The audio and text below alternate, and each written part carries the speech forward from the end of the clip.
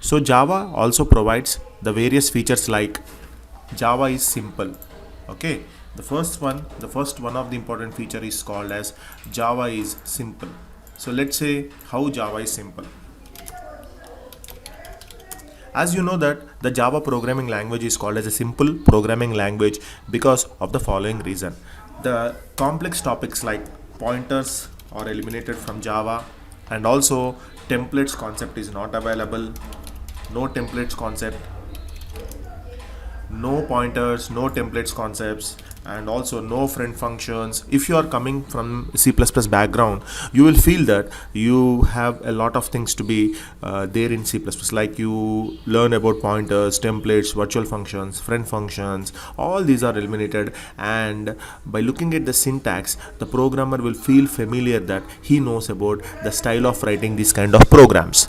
So hence we can say that Java is simple, and the syntax of the Java language are simple to read, understand, and we can easily implement in the applications which are similar to the syntax of C and C++ programming language. And this is how we can say Java is simple syntax. And what is the next feature that is important? Okay, and the most important feature of Java is it's architectural neutral. What do you mean by architectural neutral? Well, when an application is developed in Java language, if it can be executed in any other machine without considering the operating system. Let's say I have written a program in Windows operating system and I can run the Java program in Linux operating system or any other XYZ operating system. So whenever we are implementing any code in one of the operating system, and when it is possible to run on any other machine, then we can say it as architectural neutral or platform independent. Okay, and for this we will make use of a software called as translator. What is a translator? Right, a translator is a program that translates the user instructions of the program into machine understandable instruction so that we can execute our program. Interpreter and compiler and assembler, we can call it as a translator. So I repeat, a translator is a program which is used to translate or convert the user instructions of the program into machine understandable instructions. What a machine understands? Machine only understands binary digits or bits, and whatever we are writing, it will be in the plain English type of statements. So those statements must be converted into machine understandable language, and this is the job of a translator. There are various categories of translators, as I said: interpreter and compiler and assembler. For compiler, we normally will use a Java C compiler for compiling our Java programs. Interpreter will compile the program step by step, whereas compiler will compile the code at a time, and assembler is used to convert the assembly instructions into machine understandable language. So whereas C language does not support this platform independent feature. Okay, when we compile a C or C++ programs, then the compiler will generate only .exe files. So what do you mean by .exe files? .exe file stands for executable files. These executable files will contain set of machine instructions which will run only on that particular machine. The compile code or .exe file can be executed only in such compatible machines. But if we execute the same .exe file in another incompatible machine, it cannot be executed. Hence, we can call C as a platform dependent or machine dependent language. Okay. Now, but why we call Java as an machine independent or platform independent language? Okay, or architectural neutral language? Because the Java program, when Java program is compiled by using the compiler Java C, it will provide a .class file. This .class file, we call it as a bytecode. Okay, so what is a bytecode? Bytecode instructions are not machine instructions. Okay, bytecode instructions are special Java instructions which are ready to convert into machine instructions. We can execute this bytecode. And also we cannot make any changes on the bytecode. We can execute this bytecode as well as in both compatible and incompatible machines by taking help of JVM. So you know that JVM stands for Java Virtual Machine, right? So by using this Java Virtual Machine, we are going to execute all the .class files so that the Java programs can be executed as a platform independent applications. And this is the most important feature of Java. So I repeat again, architectural neutral means if any program is executed on any machine, then we can call it as architectural neutral program. So the main reason of designing the Java was for developing a application for a remote application. Okay, so that remote application must be compatible to any machine, like it can be a toaster, or it can be a washing machine, or it can be a fridge, or it can be any kind of device, electronic devices that must be compatible. So that is the main idea of designing the Java programming language. And the next important feature is called Java is portable. What do you mean by Java is portable? Portable means using Java language we can develop reusable component applications can be modified. Let's say we can develop an application like the integer value will be same on any machine. The integer value of 16 bits, okay, will be same on any machine, and also the value will not be changed at any time. So if you take the Linux operating system or if you take Windows operating system, the size of the data type will be remains same. And the next thing is called high performance.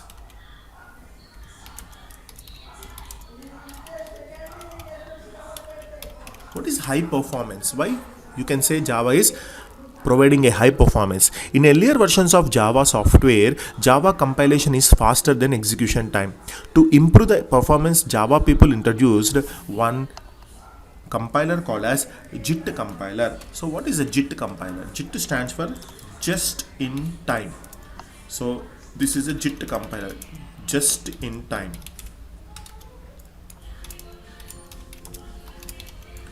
Okay, and it means now Java applications are executed by both compiler and interpreter, which will reduce the execution there by providing high performance. Execution time can be reduced. The next important thing is called object oriented. Okay, so how you can say Java is object oriented? Why Java is called object oriented means we will make use of the concepts called class, inheritance, polymorphism, dynamic binding, message passing, and object. All these things we will make use of it. But the most important features which we use in every object oriented languages contain two components. One is called object and next is called class. Okay, so while discussing about object-oriented programming features, we will learn in depth about what is an object, what is a class. So, because of this, object is a real-world entity. Okay, class is a logical entity. Let's say in the class we will define what all the properties and behavior that an object must possess. So, let's say car is a class, which is a logical entity.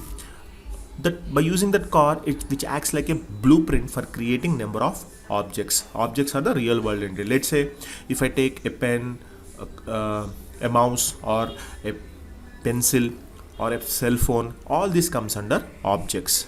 Okay, we will discuss about these things in a next sessions.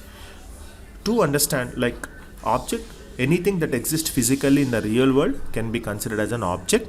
Every object will contain some properties and some actions.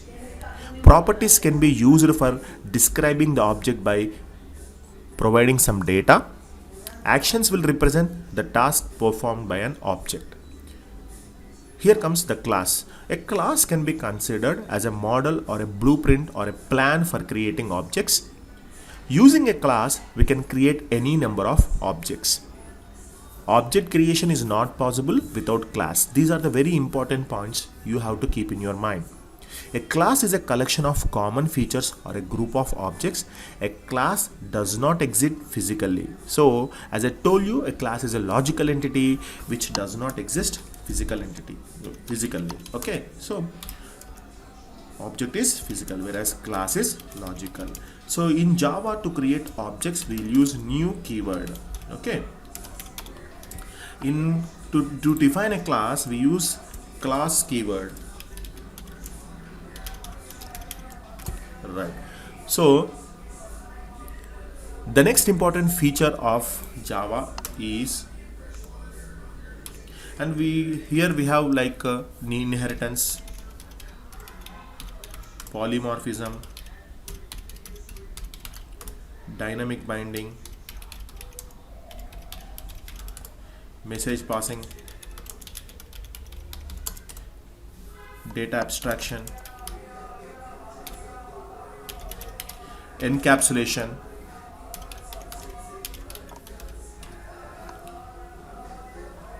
all these are the other important features we will learn in detail when we start this concept. And object oriented programming is a very important feature. Because of this, the Java is so popular. And the next thing is robust. How you can say Java is a robust or reliable language? Because of the exception handling mechanism that Java provides.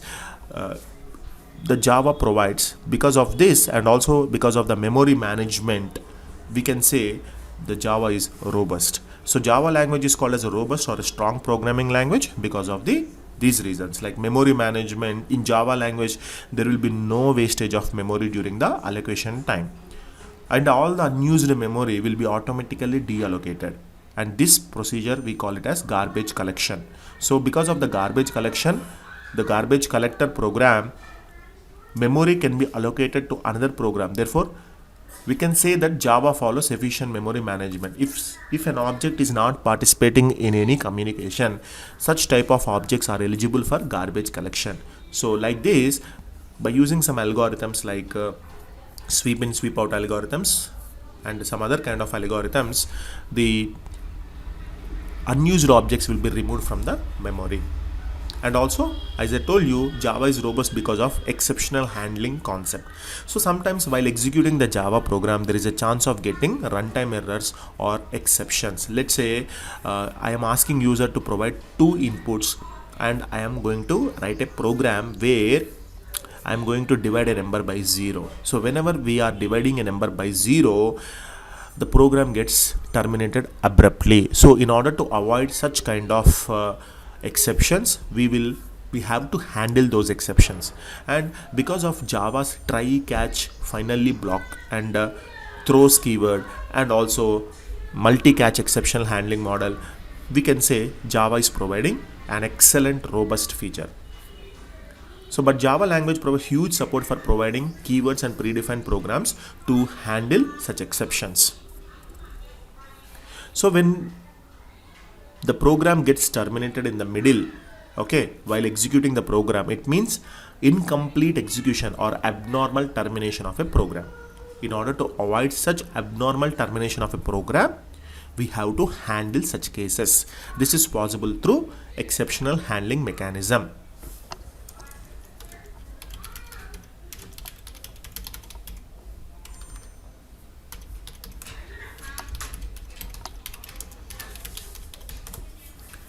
So Java is distributed. Java language is called as a distributed language because using Java we can develop distributed applications, which are nothing but web-based applications.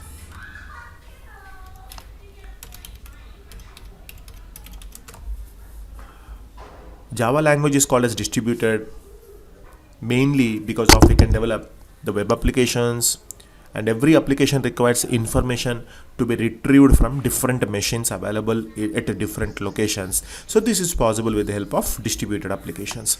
The main advantage of the distributed applications is improving the performance of the applications by making the data more accessible and more available. And the next important feature is multi-threading. So what do you mean by multi-threading? We will discuss in detail when we learn about multi-threading concept. Okay, so basically the Java language is called as a multi-threading language because Java language we can develop an application by following more multi-threading approach. So a thread is a lightweight process. A process is a program under execution. So but if you are, let's say, if you want to do a task, one person doing the task will take a lot of time. If the task is divided between number of persons, then the time of doing the task will be reduced. Here in the similar way, if something needs to be achieved in Java by using Java, if you are dealing with the multi-threading, then the job execution will be faster. Meaning is that the multiple tasks at the same time simultaneously executed, which will improve the performance. And the next thing is secured. Java provides different hashing algorithms like SHA-256 and other cryptographic features, functionalities, and we can say because of this Java is secured. And Java is dynamic.